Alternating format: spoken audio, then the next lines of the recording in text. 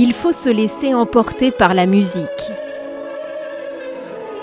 Déambuler au milieu de ces images numériques projetées sur plus de 3000 m² de murs.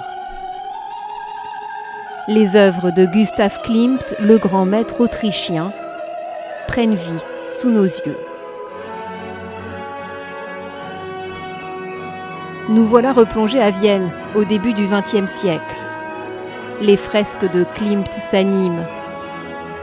Artiste de l'Art nouveau, il veut révolutionner la peinture. Il recouvre ses toiles d'or, travaille les matières. Judith, Adèle, les femmes l'inspirent, ses peintures brillent de mille feux.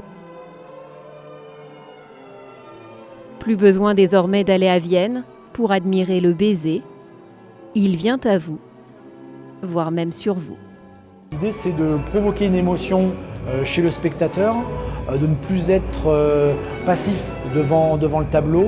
Là, c'est vraiment de rentrer, de provoquer quelque chose chez le spectateur. Les images sont projetées aussi sur les gens et voilà, donc ça crée un univers complètement onirique autour de Klimt.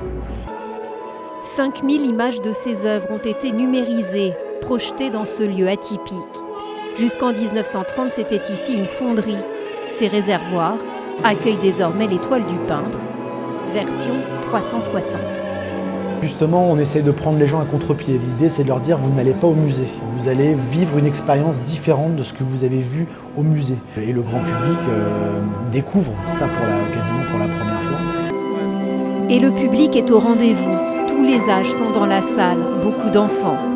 Le premier centre d'art numérique de Paris s'était fixé un objectif, 300 000 visiteurs pour cette exposition. Ils sont déjà 150 000 à avoir passé les portes rien que le premier mois. Réaction à la sortie. Le fait d'être comme ça immergé dedans, c'est une sacrée expérience.